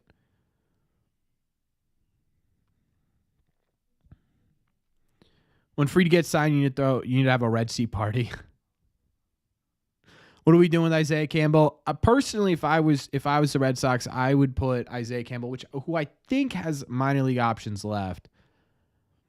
I would put him in AAA. I think there's a lot of players on the Red Sox right now who I think should start the year in terms of the bullpen, who should start the year in AAA, because the big problem we've had for, I would even say a couple of years, but specifically last year, was you just didn't have minor league depth. The guys who came up weren't high leverage enough players for them to be able to pick up the workload that the other guys who went down did.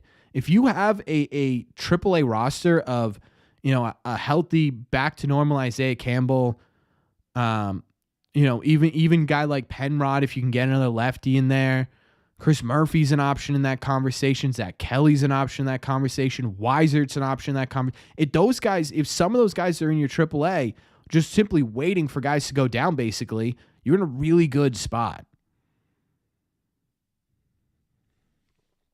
Yeah, Grissom, Campbell can play. Yeah, Campbell can play a lot of different positions.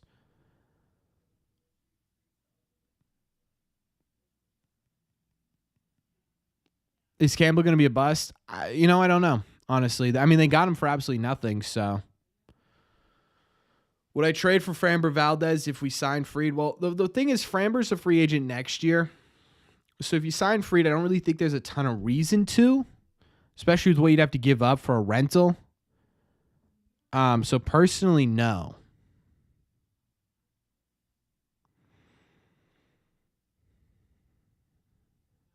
But yeah, Lawson at the big league level, I think Campbell could do a solid job as a definitely a second baseman. I think he'd be solid. I think he'd be good enough for third base, and I think you could plug him a bit into the outfield, which he was solid in the outfield in AAA too.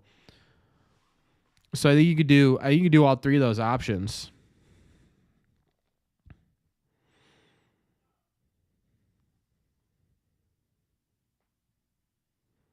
It's supposed to be that workhorse. Yeah, you're righty. I can't tell you if he's going to be a bust or not. Right? I think the problem with bust is, like, to me, the definition of a bust is it was a big deal and the guy just didn't work out, or it was a big prospect and the guy just never put it together. Campbell is never really going to be, like, he was never brought in to be the ace of the Red Sox bullpen. I think that was always going to be, or assumed to be, Chris Martin. I think Justin Slayton had bigger hype around him coming into the season. I think there was a lot of people who were like, man, Campbell could be something. I was one of those people, right? You look at the data on the slider specifically, and it's like, yeah, that Campbell could be a guy here. But I don't know if I'd put him in, like, the category of, like, bust. Weiser pitched very well. I'm not saying Weiser was bad. I'm not saying Weiser was bad at all. But if you get to a point in your bullpen where you have the option of Greg Weiser coming out of AAA, you are in an incredibly good spot, right? That's not my point. My point with Weiser is not that,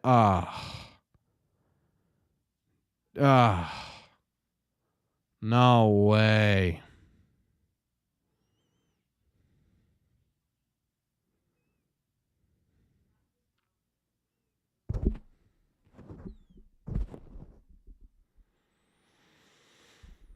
Ah, boy.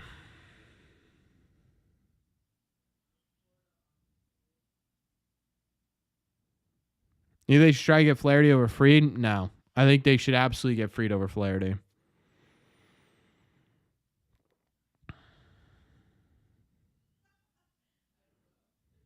Aaron Judge just hit a 2-run home run.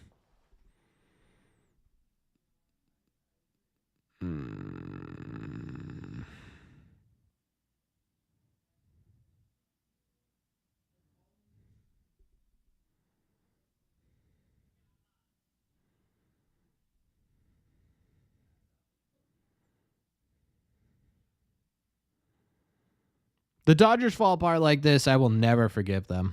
Ever.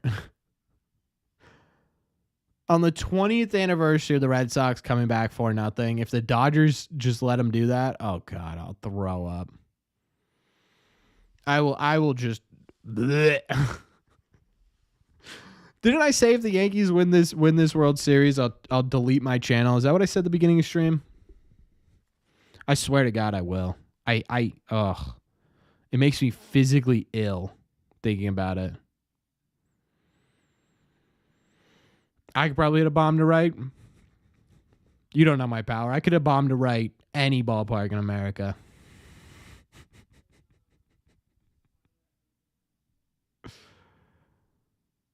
No way we're going back to back, right? Oh, my God. Oh, my God.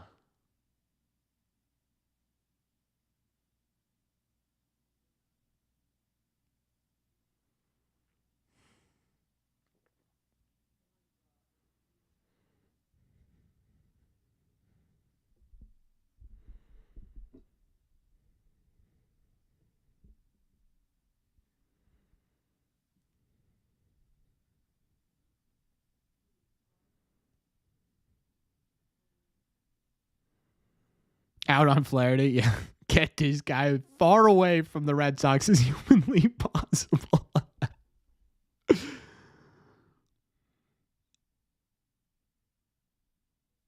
Oh, dude, this sucks so bad.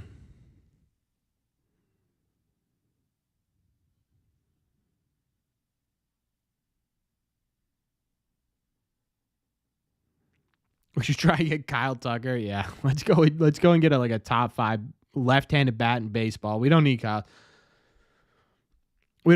Tucker. Dolis Garcia will be tough to get from the Rangers, I think.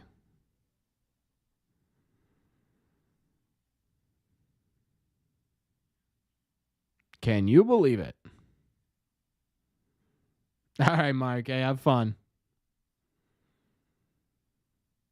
Dodgers in 6, please.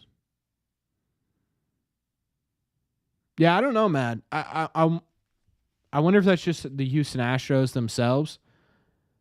Also, I thought, why did I think Framber was in arbitration? Isn't Framber in arbitration?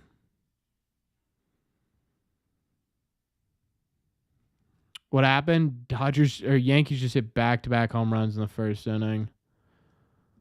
Just brutal. Let me see. The reason he might be on one-time deals is because of arbitration. Let me take a look for you. Yeah, it's because of arbitration. Mad. Think we can rebirth Ted Williams? Might be the only way at this point. Oh, Kike. Ooh. Oh, my God. Ooh. Good Lord, Kike.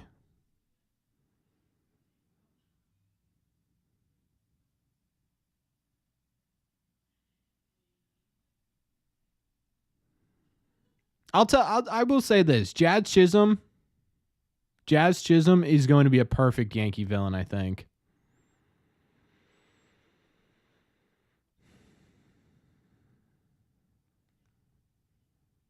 It'd be such a typical Yankee thing to do. Just barely one up the Red Sox. Like the Red Sox doing the ALCS and the Yankees doing the World Series. Oh. That'd be disgusting. Be disgusting. You know what? You know what? I like the Dodgers strategy. Just give them a game. Give them a game. Something's going on here. I'll say that.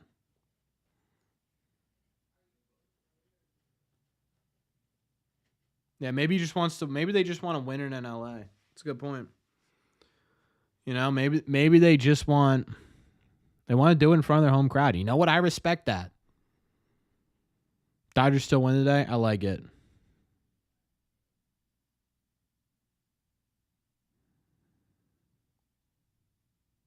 I honestly don't even know who Susan Waldman is. They can't beat Flaherty, Yamamoto, Buehler.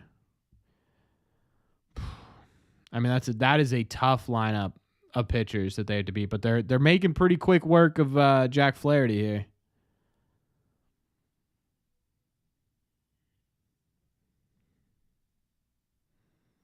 They just really want to play I Love LA when they win. Would be kind of sweet. And this is why we don't want Flaherty? No. No.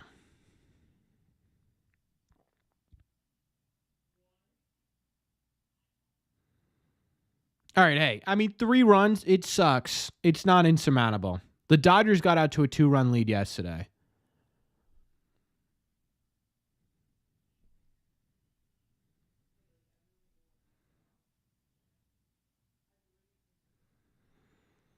Free agency will start next Monday. Please. Please, can we get free agency? Why they look so alive now? You ever heard that theory that right before you're going to die, you get the most energy you've ever had in your life? It's like the most blissful feeling in the world. Your body just totally shuts down. That's why.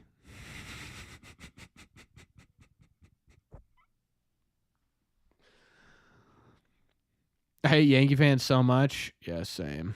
Clip made it. Clip made it for the last, I don't know, 15 minutes. Let's go, Clip. Any major questions you've been wanting to ask?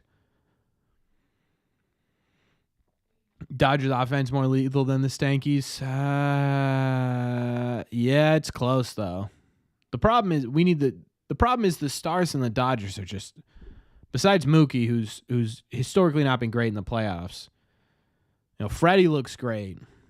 Ohtani's playing with one arm, quite literally.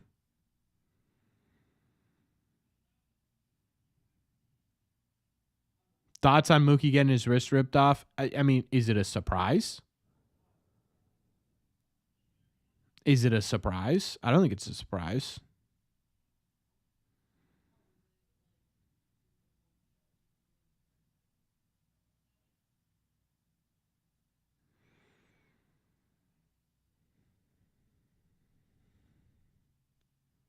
Check your band.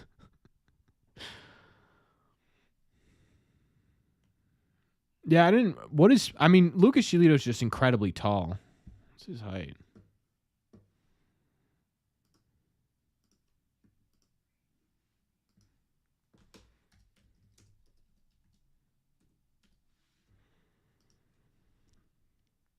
Casey Mize. Casey Mize would be an interesting target, actually, Seth.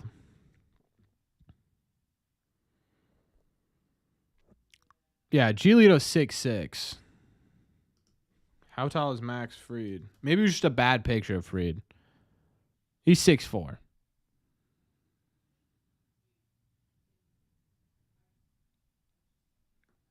How did Casey Mize even pitch a full season this year? He definitely didn't, right? Because he wasn't on there. He made 22 starts. Yeah, Casey Mize is one of those cases where it's like, oh, you see what I did there? Casey Mize is one of those cases where it's just so much talent, but it hasn't translated to Major League Baseball, mostly because of injuries. So I don't know. If you get him cheap, maybe this is some guy you take a chance on, but who's winning the 2046? What's that? 22 years from now? It's going to be, someone clip this and play it back to me when I'm like 50. It's going to be the Pittsburgh Pirates over the Nashville Lynxes. The Nashville Lynxes in 6 games.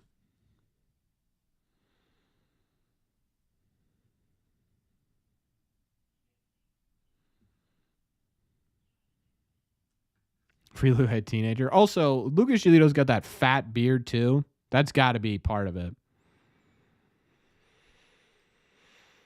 Whenever I get a mortgage. Yeah,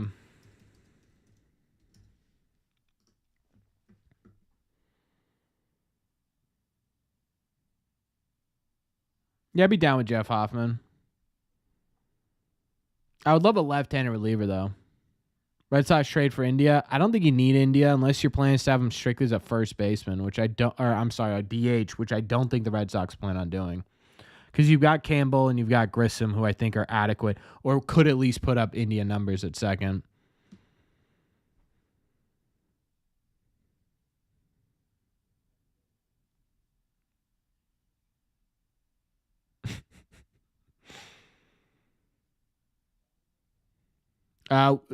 Baseball Pro, they don't need a primary second baseman. They'll have one by opening day.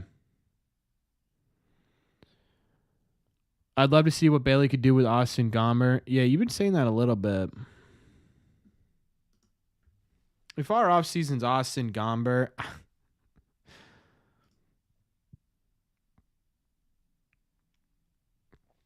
what were his home and away splits? Like, was he better on the road? Is that what you're looking for? I personally, I'm not a Gomber. I don't think I get on that train.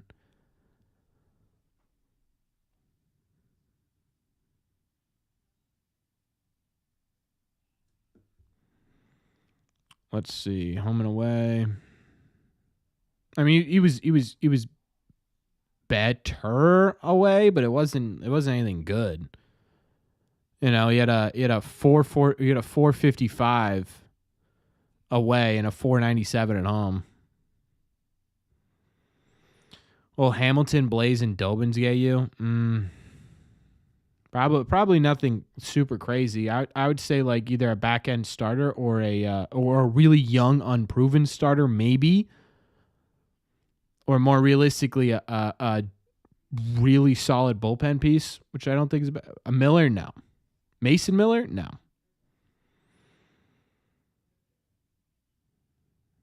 Alex Vesia, I'd be down with Alex Vesia. The problem would be the package, right?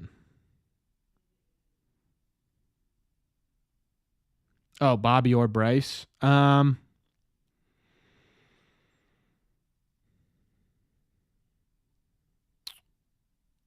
Bryce, no. I don't think so. I'm debating Bobby. The problem is if the Dodgers were in a better place rotationally coming into 25, I think maybe. But they aren't really, right? Flaherty's going to be a free agent. Buehler's going to be a free agent. That's already 2 of their 5 gone. They're going to have to rely on guys like this.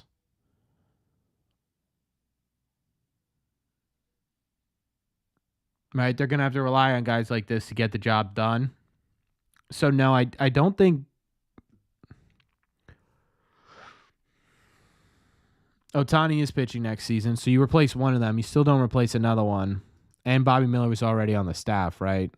I mean, they don't even have a full rotation in the World Series. What's up, Warrior? Hey, I like the change in logo. Trying to see who they have on the IL. They've got Glasnow for next year, Goslin for next year. Okay, yeah, maybe not so much. Dustin May, Gavin Stone. I mean, all of their starting pitchers are on there. So maybe it's a possibility. I think it would just depend on how confident they are in him in him being a productive pitcher next year, because I think they will need pitching. Jose Iglesias should come to Boston. I think I'm all right with that. Should Boston target Justin Steele? I want to see what is he? Did he sign an extension with them, or is he still under arbitration? No, he's still under arbitration. Free agent 28. He was solid this year. That might be someone to keep an eye on, I guess. I just like he was good this year. He's a bit older though.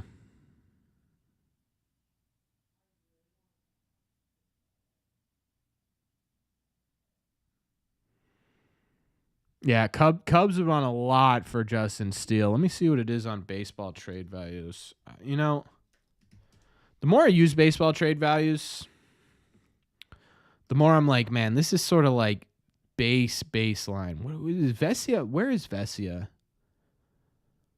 He was on the Dodgers at one point. He's not on the Dodgers now. Roki, I don't think Roki's getting posted, man. People keep bringing that up. I don't think Roki's getting posted. It's like the third most searched Red Sox thing. Robbie Hyde did a great video breaking it down.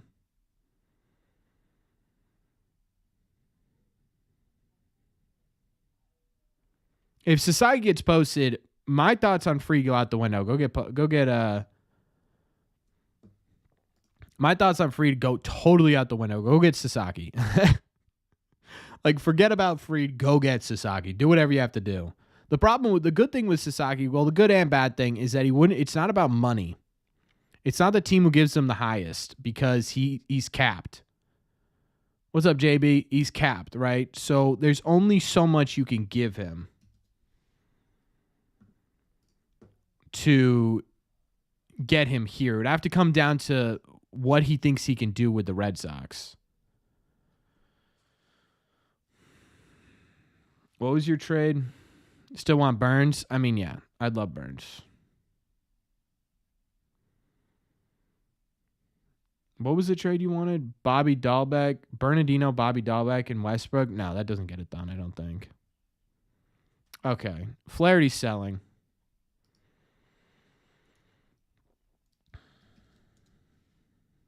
Bobby Dahlbeck has 0 value. Jamie Westbrook. Did Jamie Westbrook get DFA'd? Nope. He's got 0.1 in value. And then you said Bernardino. I mean, Bernie kind of gets you relatively close, but I think you're going to need more. I don't hate the idea of Vesia. The only thing is, again, I think if you're going to make legitimate big bullpen additions, like I wouldn't hate any right-handed. And we talked about Miller, right? We talked about Joyce. Those make me nervous because of how much you would have to give up to get them.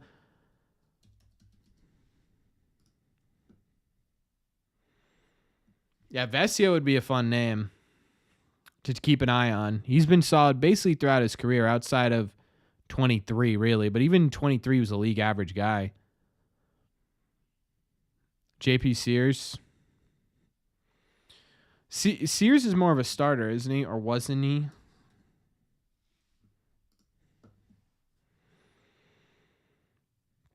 Yeah, he was a starter, and he's not a very good one. And I get nervous with Oakland because there's such a large foul ground that if you're bad in Oakland, Duvall or David Bednar. He was actually a lot better away. JP Sears. He had a 376. Strikeouts went down, though, which is interesting. And he pitched a lot more away than he did at home. Interesting conversation. Maybe we could talk about that later. Maybe Emily's show would be a good tool to use for trade value proposals. I've thought about that a little bit, too. It's kind of not. Because on MLB The Show, you could sort of make ridiculous trades.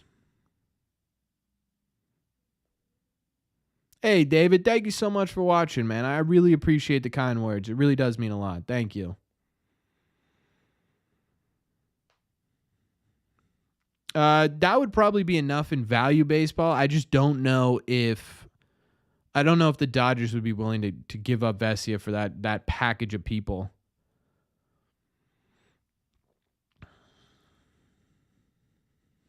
Robert Suarez. Yeah, the MLB show is kind of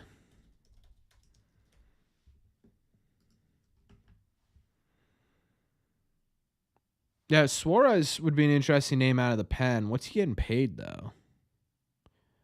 3 years, it's $10 million a year.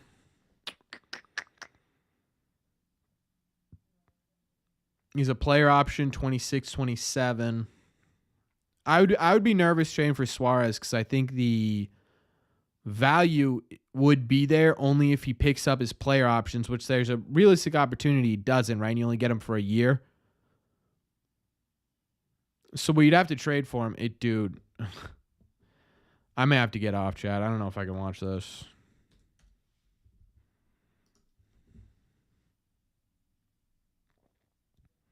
Yeah, JoJo's. I mean, this is another. These are all guys who feel like realistic targets, right, Seth?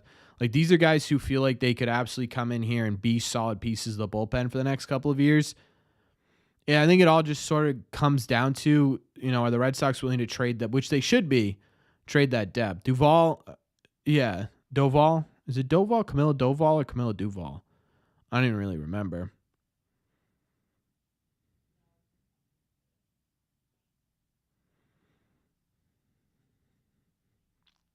Think we go for a closer or not?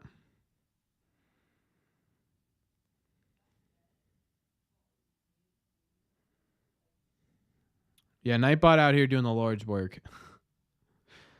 Here we go for a closer. See, that's the conversation, right? Is Lou Merloni brought it up where it's like, look, you don't have a legitimate closer right now. You do have Liam Hendricks, who is historically a very good closer, but at the same time, is he going to be what he was before he went down? And even what did he look like right before he went down? I'm not talking about last year he pitched. The last year he pitched, it was 5 innings. But like, yeah, if you get that out of Hendricks, you don't need one. The problem is, wouldn't you, like if you could shore up that closer spot, why not? Just depends on the package you're looking for. What Liam are we getting? Right. That's the conversation that I think we have to have. Because there have been some really great Liam Hendricks years. There were some not so great Liam Hendricks years. 2017, really 2018 too. He wasn't that same player. It's really 21, 22 are the years. Well, it's 2019 through 2022 are really the years where you look at it. I mean, he was a top 10 Cy Young finisher in 2020, which obviously take with a grain of salt. But he was also a top 10 Cy Young finisher in 2019, where he was also a top 15 MVP finisher.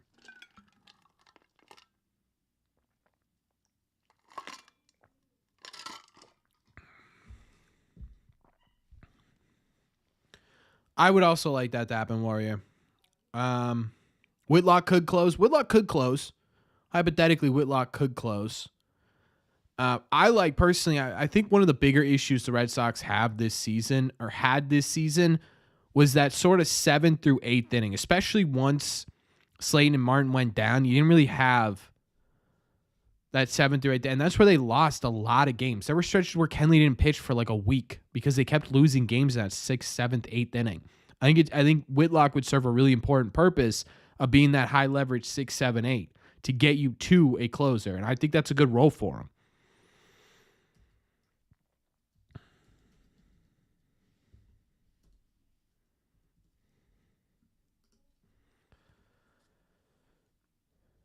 Man, Camilo Duvall really fell off, huh? But looking at Duvall, the more we mention Camilo Duvall, the more you guys are sort of talking me into it. You guys are sort of talking me into it. With like a Tommy John, he had the internal brace. Call John after this live. Do it. Like now you guys are talking me into a Camilo Duvall trade because looking at it, he had a bad year this year, but he also had a 371 FIP, which was an entire run plus lower than his 488 ERA, which means he was getting pretty unlucky on the mound. You look at what he did with Andrew Bailey, man. 253 ERA in 22. He had a 293 with the league leading 39 saves in 2023. The FIPS were always lower. The FIPS was lower in 23. He was an all-star. He was striking guys out a ton. He wasn't giving up a ton of walks, not a ton of hits. Yeah, I think Duval. I got to figure out how to pronounce this. Is it Doval or Duval?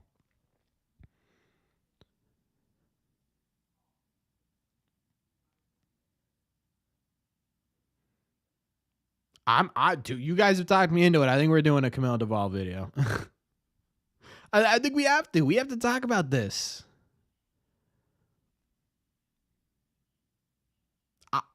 You guys are getting me. You guys are getting me. Doesn't give up a lot of home runs. His big issue this year was the walks. He was striking out, or he was walking a ton of dudes.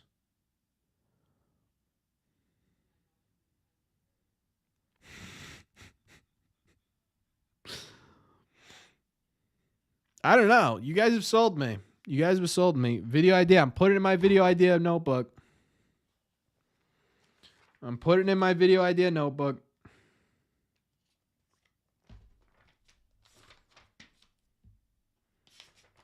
I have so much random crap in here. I've run out of ideas on the notebook side. But we're putting Duval on here. Doval. Someone tell me how to pronounce it.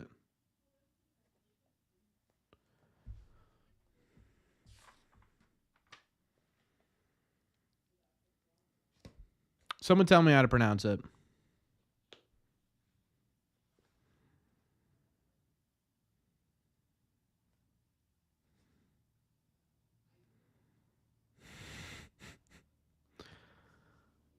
You guys just gave me two totally different pronunciations. We've got Doval, Duval, Doval.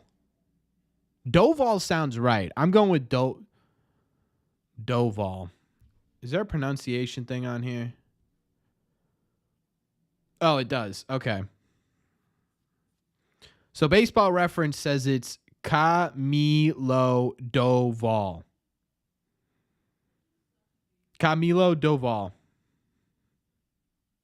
Perfect. We figured it out, Chad. I didn't even need you guys. I don't even need you guys. What are we doing? Yes or no? Rally Cat replaces Wally. We do have two Rally Cats now, so if one doesn't work, we could just use the other. Right? I could just sit there and be like, use the other one. Will Smith, what are we doing, dude? Keep the ball in front of you. Oh, God. Double rally. Yeah, maybe we just need more Rally Cats. Do you think we should try and get Pete Reed Hoskins for Casas? Not saying that should be just your opinion. No. I don't think either of those replace. The problem with Pete is that, the ceiling's kind of high, but he's also trending downwards. Casas is trending upwards, and you're paying Pete a lot more than Tristan Casas, and you're going to get, at probably bare minimum, if Casas is healthy, similar production. And if, in my opinion, Casas will give you more overall production, right?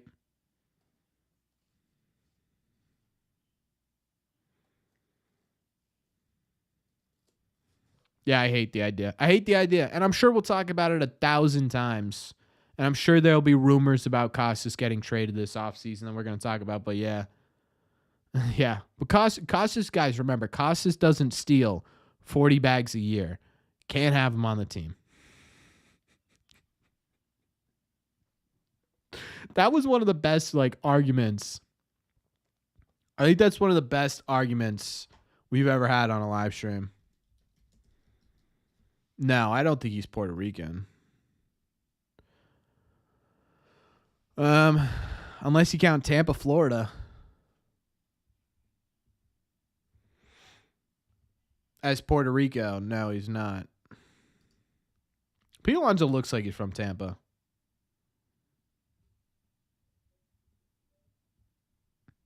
Is he Greek? I don't think so either. I think he's just got a good last name.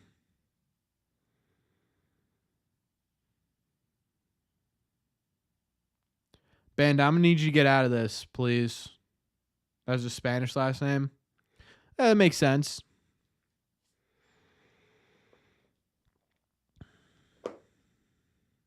Italian? Could be. Trade for Joey Wentz, a lefty reliever. Yeah, I could see it. Flow Rider reference? Yep.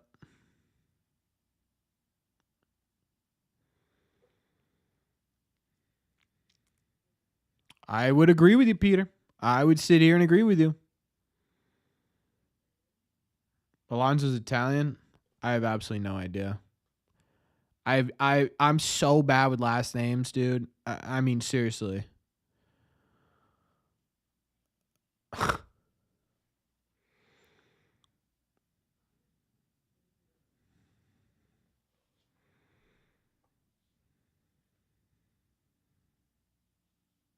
You know what's fun? You know what's funny, Nash, is talking like the Costco guys.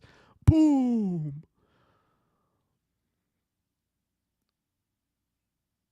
there are going to be a lot of Red Sox fans who don't want Flaherty now because he did so bad against the Yankees in this game.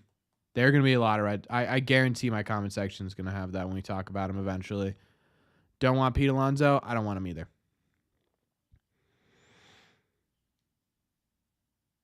The fact that also, by the way, the fact that the Costco guys are on Jimmy Fallon is crazy. Italian and Cuban. Well, both those last names work. Well, that was close. That was really close. I did not like that. All right, chat. They get out of the inning. It's only 4-0 Yankees. Hey. Red Sox targeting playoff bust. The Astros are trying to get Alonso. Perfect. Send him over there. All right, chat. I'm going to get out of here before I start screaming intensely at this Yankees-Dodgers game because it is driving me nuts. But what I want to say is tomorrow we're going to be going more in depth. I mean, we talked about it a lot, but I think we're going to really, really get into sort of the quotes that were sent out today and what they could possibly mean about the Red Sox approach this offseason. After that, we'll definitely be diving more into these roster issues that I think we should absolutely talk about. So look forward to those. I'm trying to find some more fun videos to do. I know we did the hot takes, but if you guys have any more, feel free to comment them on videos. Thank you so much for subscribing, Gilberto. I appreciate you. So if you guys have any fun ideas you want to see on the channel, I would absolutely take it in consideration. So just let me know in the comments.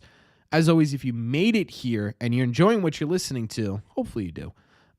Make sure you've hit that subscribe button. We do this once a week. We also talk Red Sox every day but Sunday. Yeah, that's my spiel.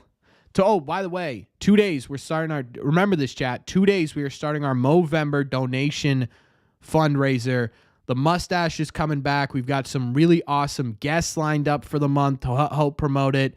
We've got a big goal. We've got big prizes that we're going to be giving out for the Movember campaign. So if you are interested in donating, I promise you we got a lot of fun things coming up in November. But either way, guys, thank you so much for being here. The fact that we're talking offseason hasn't even started yet and you guys are hanging out with me, I really appreciate it. I really, really appreciate it. It means a lot to me. I can't wait to talk to you guys about actual Red Sox news. I can't wait. It's literally the only thing I think about night and day is when that first Red Sox news story is going to break about the offseason. But thank you guys so much for being here. It really does mean a lot to me. As always, folks, I will see you